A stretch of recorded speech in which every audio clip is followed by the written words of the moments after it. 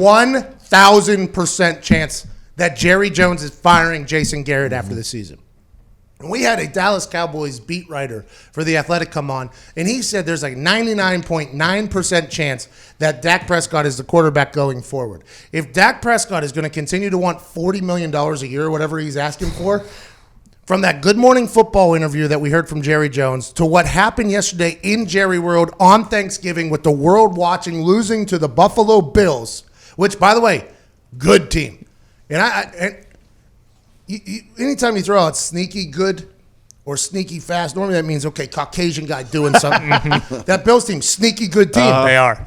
Now, granted, I bet the money line on them. So did Ty. We got them at like plus 250 or something like that. Had a big day yesterday on FanDuel because their defense is very good. And Josh Allen is a game manager who can make big plays happen out of nowhere. Yeah, I mean, he was making throws yesterday. And then if you get pressure on him, he's so big and he's actually very, very athletic. And very, very tough. Yeah, he'll make you pay. He is the perfect quarterback, I feel like, for Buffalo, right? Yeah. The whole thing about him having big hands was a massively hilarious stat coming out of college. But in Buffalo, it's a big deal because the weather's terrible, right? So this guy has big hands. He can hang on to the ball. He's athletic. He's tough. I assume he's going to get better and better as a passer. He's almost like the perfect fit, and he's a bro. So the Bills Mafia would have to love that, I'd assume. So it's good for the Buffalo Bills getting that win. And on the other side of it, Jerry Jones, Thanksgiving, Jerry World, in the house that he built with his own pockets, with his team, still in contention of everything in front of them if they really want it. The NFC East is a big question mark. They can still go get it. And they just lay an egg. I mean, it's just a complete egg. And they're 0-6 against teams that have a good record and 6-0 against teams that have terrible records. Yep. So maybe that's indicative of the team that they have, that it's an overhyped team, which I think every single year the Dallas Cowboys are overhyped. Even if they're good, they're somehow still overhyped because they're America's team. But the answers that he was giving to those questions, now's not the time. Now, everything I do for the next month is going to be about getting this team to the Super Bowl. He is still selling the fact that he believes, and he said most of the time I would say you're smoking something, but I'm not smoking anything. This is real because I know the room. He truly believes, and I think the leader of your ship should be saying that there's still a way to guide through these seas and make it to the success land. But for me, this feels like there's about 100% chance that Jason Garrett's getting fired after this season.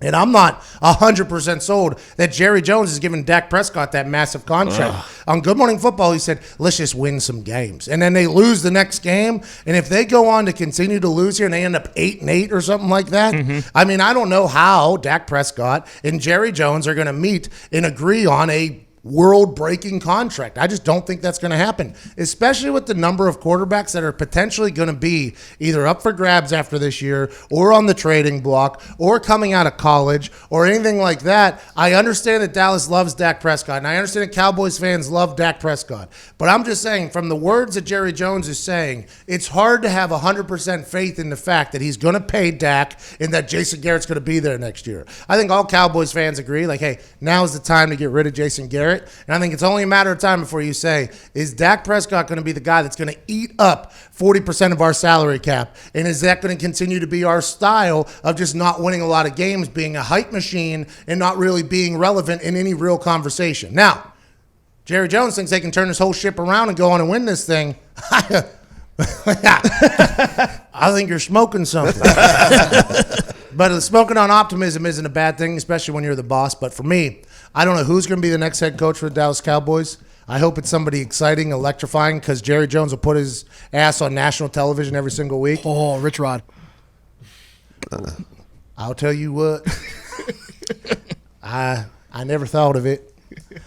But then everybody, whenever I was doing this spread option in Glenville State College down there in West Virginia, everybody said, well, this ain't going to work in D1 football. And then whenever we did it down in Tulane and Clemson and in West Virginia, everybody said, well, this won't work in the SEC. Now I'm at Ole Miss. I put up 614 yards against LSU. Everybody said, well, this won't work in the NFL. And now I'm watching Lamar Jackson do everything that we've been doing for a long time. He's dominating. So I wouldn't put that out as a thought, but I don't know if now's the time for me to go there. If you want electric and can handle the star and the cameras, you might be looking for a new co-host on Get Up on Monday mornings. Rex Ryan. Oh, I didn't even think about old Sexy Rexy getting that job down there in Dallas. Has he said anything disparaging about Jerry Jones on TV? Not that I know of. No, honestly. I think Jerry would respect it. That's your job. And by the way, Rex Ryan, hey, he got the Jets to the AFC Championship game with the Sanchez, Mark Sanchez. Now, no offense to Mark Sanchez, please. No offense to Mark Sanchez. I think he's a good guy. I mean, maybe a little offensive. But I think by all accounts, he's not a top 10 quarterback in the history of the game. So to be able to have success like he was able to have, and listening to him talk about football, by the way.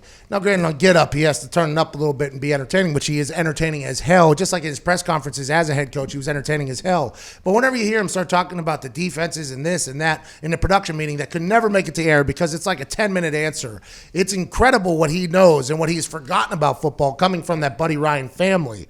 That would be awesome to have Sexy Rexy down there in the Big D. For personal reasons, we'd have access down there, which would be great for me. And also, I would like the Dallas Cowboys to be entertaining on and off the field, and that would definitely make that happen. A lot of people talking about Lincoln Riley, taking him out of Oklahoma, getting him into the NFL game, especially with Cliff Kingsbury seeing a little bit of success now in the NFL, with Lamar Jackson having success in the NFL. Maybe he brings in Jalen Hurts right there, straight into Dallas Cowboys. Now, granted, I've seen Jalen Hurts make some terrible decisions.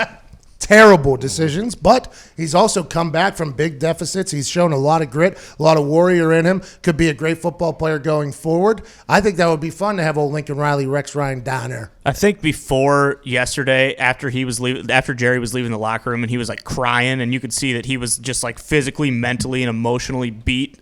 I would have thought that they would have just got like Chris Richard, their D coordinator. It would have been like the same thing. He gives him the job and he kind of can still puppeteer him. But I think after this, he realizes like we need a complete culture change. Like they do need a splash hire like Lincoln Riley or something like that. Yeah, I think so too. But everybody says that if you're going to coach for the Cowboys, you're just answering to Jerry Jones, right? That's what everybody said about Jason Garrett. The reason why he has his job so long is because he'll just do whatever Jerry does. I don't know if Rex Ryan's going to be like that. I don't think so. I think that would be tough for him, right? Yeah. He's a big personality. Yeah, big personality. But, by the way, Jerry is a promoter. He is a salesman. You get a coach in there who has an electrifying personality. I mean, that could be great for him. Also, the way that they're built right now, you have to think that they're going to go after an offensive guy. I mean, they like that. They're trying to score so many points. Like the offense is the focal point of their team. Like you'd think that they would get someone like Lincoln. What about Riley. Urban Meyer? Would he go pro? I don't know if his heart could handle He said it. the Dallas.